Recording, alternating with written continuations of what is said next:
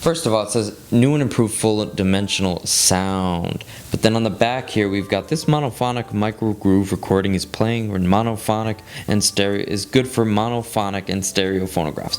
So this is a monophonic micro groove recording, as Brian would intend, because Pet Sounds same way. He can only hear, 100% out of only one ear. 90% of his other ear is gone, which is another fascinating tidbit. I mean, I talk more about it in my Pet Sounds review. Check out my Pet Sounds review, and this is going to be the sister video to that. I mean, this is just a miraculous piece.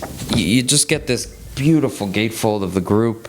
We were watching some dogs for some good friends of ours that live in Plimpton, Massachusetts. Now, if you know Plimpton, it's farms, and trees and country atmosphere in all reality, and it's something that's very peaceful in that way to listen to something like this. And I think another reason why I associate that fall time to this, the leaves are falling, there's a chill in the air, but it's still warm out. There's a lot of farming going on, festivals, harvest, the cornfields. Beautiful feel to the paper on the inside here. And let's keep going. On the inside, you've got 2 albums in polyline sleeves and a lyric sheet with all of the lyrics and credits, thank yous, who did what. Some of the music is public domain that Brian features because it's got an Americana feel. You've got songs like You Are My Sunshine and stuff done in a trippy way, and in a way that's really out of the element that you'd hear these songs, these public domain Americana music pieces. They're scattered throughout and sparse, but they're there, and it just adds to the landscape that the story is telling for this rock opera. We'll take a look at the little booklet in a moment, but you've got this beautiful picture of Brian, and this is a record sleeve. You can put your record in here if you need, but they give you 2 polyline sleeves, keep them in that. And just Music is God's Voice, a little write-up from Brian Wilson himself. Talks about the rise and fall of the creativity that brought him to the state to shelf this project, this beautiful thing that no one could hear, locked away on shelves. All the master tapes sat for years. And how fitting is this? I mean, him in front of this hourglass, because he was under a time clock, under the pressure of time to get stuff out, to make people happy, to make the band happy, to make his family happy. He's thinking about way too many things for a 25-year-old, 26-year-old at the time.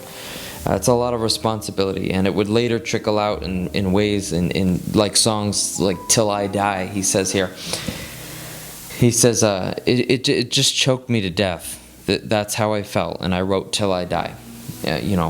Later on in 1970, 71. He never wanted to speak about SMiLE again.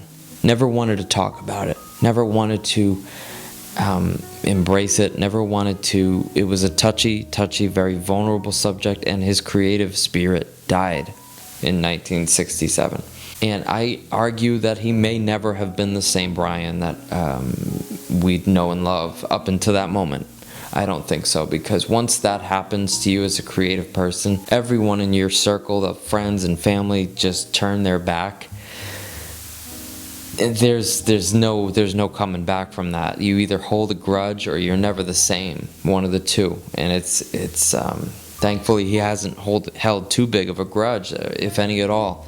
And he's tried his best to come out and be the Brian that we know and love over time, but it really hurt his soul, his creative soul. Someone we have to thank for a lot of the lyrics is Van Dyke Parks. Brian had met Van Dyke Parks, I believe, at a party or something, somewhere, some kind of event, and pinned his name in his mind because he knew that he wanted to work with him in the future. 66, they reunite, they meet again, Van Dyke and Brian says to him, I want you to be my full-time lyricist on my next album. He's just finishing up Pet Sounds. 1966 comes and goes. and he says, "Can you work on the song? I'm working on Good Vibrations," it's called. Van Dyke declines, says, he says, "I think the lyrics are great for that as it is." So he says, "All right, no problem. All right, we'll work again in the future.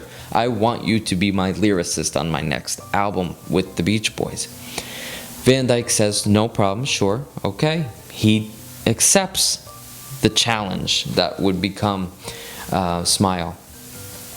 Later, abandoning it, he wrote so much material in the Sandbox sessions in Brian's house. If you know the Beach Boys story, you know about the tent in Brian's house that they would, talk and smoke and think about things in. And Brian had a sandbox where the grand piano sat. He wrote the songs Cabinescence, Good Vibrations, Heroes and Villains, and Surf's Up in the Sandbox with Van Dyke Parks. It all flowed from them. It was said that Van Dyke's words flew out of his mouth and the music flew out of Brian's fingers onto the piano, and it went from the Sandbox to the recording studio, the same drive and quickness to how fast all this material came out of them both. The SMiLE we know today have cornerstone pieces that are really the standout hits of the album. So to say. Let's look at the picture book here. I love how Brian is only in 2 images because he was the backbone, the unsung backbone of this group. Everyone else got the pictures, the fame, what have you, but it was all Brian that was making this music, and the boys came to sing at the time. To have that Beach Boys blend, it couldn't be all Brian singing these parts, so them in their Pendleton shirts, how cool. You get them on the stairwell there, and Brian, you get a cool, kind of mysterious. He's very mysterious in this point. This is just before the paranoia strikes. This is so fall. Look at the fall. Like, it's just, for some reason, it just, even before I even saw these pictures, I heard it, and it's so Americana in the fall time, like a festival. The same artist who went ahead and did the cover did these little vignettes. We've got the Rainbow Capitol label, Capitol Records, Beach Boys, the SMiLE sessions. It opens with Our Prayer. That really sets the stage of this 48-minute rock opera. This is a 48-minute and some odd second rock opera. And we go into the song G, sort of a barbershop quartet kind of style for the group to be singing their dip, dip, dip, dip, dip, dip, dip, dip, dip. That kind of feel. How I Love My Girl. I think that's a cover as well. It's in the credits as a cover song, one of those Americana public domain type of songs. And it goes right into Heroes and Villains. We start singing Heroes and Villains, and it goes right into Heroes and Villains. And again, those last few bars, you really get that feeling that we're starting in Plymouth Rock all the way to California. We're starting with the heritage of the Indians, the Native American people that made up this land, and you hear it with the ooga jaga, ooh, whatever they're doing there in the background. All the group, the fact that the group is on this. When I first heard this, I was like, so are the Beach Boys really on this, or is it just Brian? Not that it wouldn't be a problem if it was just Brian, but I want all of the blend of voices that make up the group. And to hear that they're all on this, doing this material, brightened my day even more. It made me smile and excited, giddy inside to hear it. And once I found out a few years ago when I first heard it, and I just love that they're doing this material with him. It's like throughout. None of these songs are overly long. Like, we're talking 29 seconds for I'm in Great Shape. And these were all supposed to be sections of the concerto that is Heroes and Villains. With Van Dyke Parks, it was supposed to be way longer. It was supposed to go on like a classical piece of music would, like another pocket symphony. So I'm in Great Shape was part of that. I believe the Barnyard theme was going to go into that as well. But it's later on in this. So I can see how people see it as a compilation, but I just let it play through. You have to listen to the whole thing. You can't just listen to, today I'm gonna listen to I'm in Great Shape and just hear it as a single thing and just be like, great. No, it goes together. It all goes together. It's a grouping of little pieces of harmony, but it all goes together. That's why I don't really listen to the second disc that comes with this 2-disc box set, because it's all just supplementary material from the harmony sessions that make up the actual album that I'm holding. So I don't really listen to that stuff because I can just hear it all on this album, and I don't need anything more. In all reality, this didn't even need to be a gatefold, but I love that it is, because I could stand it up like this for you guys. Heroes and Villains, Do You Like Worms, Roll Plymouth Rock, I'm in Great Shape, Barnyard, My Only Sunshine, You Are My Only Sunshine. That was one piece of music that was supposed to be all flow together. And it's like a puzzle. Make all this music work somehow, cohesively. I think it all flows quite well. They did a great job of making it flow. I listened to this and I never thought like, oh, that was choppy, like never once. It has a theme and it goes into it. One song goes into the other quite nicely. Next little cornerstone piece, Cabinescence, Brand New Feel. We're in like the middle America now. We're in the middle of, we're in the middle of the country with this song. Cabinescence is fantastic. Just to think that all this music produced and arranged by Brian Wilson, the wall of sound that you get, but there's a sweetness to it, a better, more well-rounded sense to that wall of sound production technique. It's great. Side 2, wonderful. Another cornerstone that I had forgotten was written in the Sandbox as well. So more than 5 songs written in the Sandbox. Such a fertile time for Brian, the group, and Van Dyke Parks. Why on earth would he want to stay after he wrote with Brian all those great tracks? I mean, his job was done, his work complete. So he left. Wonderful, a beautiful track. This is Brian's She's Leaving Home, a Beatles song on Sgt. Pepper. I mean, this is coming out, being recorded before Sgt. Pepper's is coming out, or just at the time. I know that they were in a complete unsaid battle of completing their work before each other to be the top in America. The Beatles obviously winning, because I think that this got shelved is the reason that the Beatles won out. The pressure for Brian was immense. The next theme that you get in this kind of rock opera is the Song for Children theme, the child is father of the man theme. It goes into then Surf's Up, and then that goes into the child of the man theme, with then you hear a little bit of what's going to become that do do do do do do do. You hear that coming in, which brings us to Good Vibrations. Father's Child of the Man goes into Surf's Up, a song that I can't even get into without doing another entirely separate video on. It's a song that Leonard Bernstein said is too complex to understand within the first listen. You listen to it again and again, and every time you get a different interpretation and meaning. Obviously, Surf's Up is a tune that reflects saying goodbye to an era long gone at that point for the group and the world and America. And not only was it a goodbye and a farewell, but a development, a growth for that singer in that group. Never forget your childhood. Never forget to be a kid. Never forget to have laughter and fun in your life, because laughter is the truest medicine, as Brian quotes in his little write-up. And to be that way, you have to be jovial, childlike, and the child is father of the man. The person the man looks up to has to be that childlike feeling, that childlike essence, because that is the key to happiness. Never forget who you were as a kid.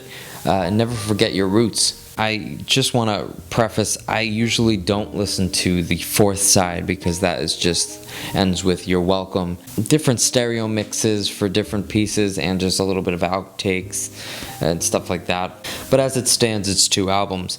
And the next coming into I Want to Be Around workshop, making music out of vegetables, because Brian was fixated on music about eating healthy.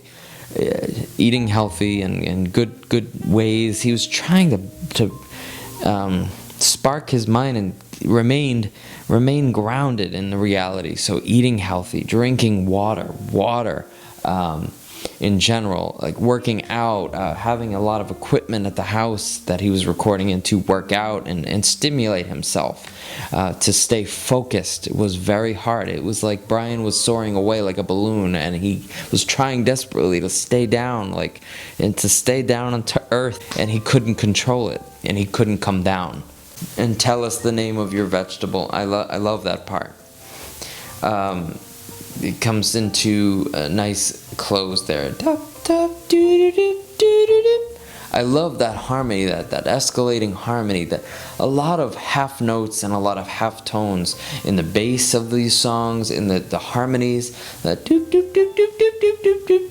A lot of that Brian uses to get to a bass note, a whole note.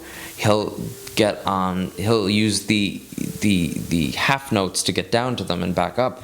He does that with loop-de-loop and things like that. That's just a style of his. He does that with listen to Sailplane song later on after this. But that is a perfect example of the half note I'm talking about. That riff is very, very SMiLE. Up next we've got Holidays, a nice little you get the marimba there on the you get the marimba. And it's this a little xylophone. It's got like sort of a tropical holiday feel.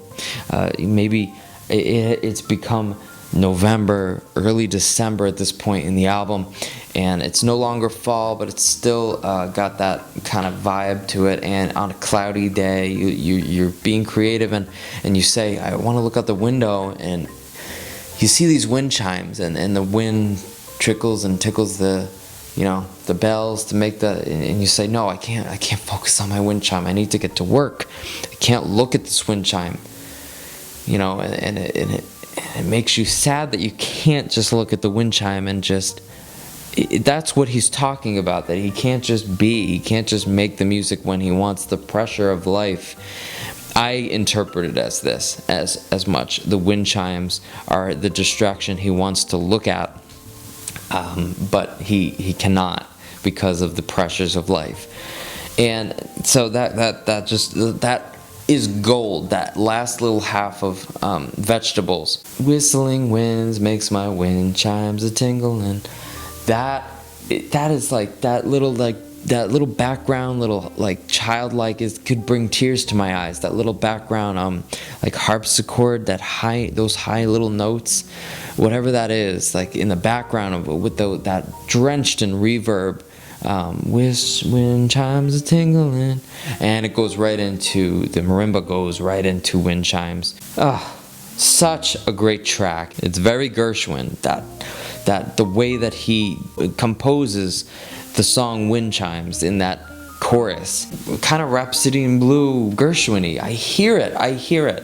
Why would anyone on earth listen to the SMiLE version when you have this? You cannot compare the production and the enthusiasm and the drive you hear in this as juxtaposing with SMiLE.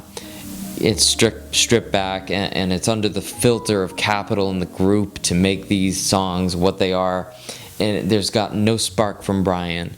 If any, it's minimal and fading and fizzled out is what it is. And that's my opinion on SMiLE. Another video again. Next, after Wind Chime, we have the Elements theme, Mrs. O'Leary's Cow, the fire theme. The elements, fire. We've got water, fire. It's supposed to be earth, wind, fire, and air. Wind chimes, fire, Mrs. O'Leary's Cow. Water, cool water. Love to Say Dada is cool water. And earth being the rest of the album. Love to Say Dada is My preferred version of Cool Cool Water. I do not like Cool Cool Water. I could do without it, and I love to say Dada. Way better. Boom, we're in California from there, and geez, you're golden at that point. You made it from Plymouth Rock to California for good vibrations.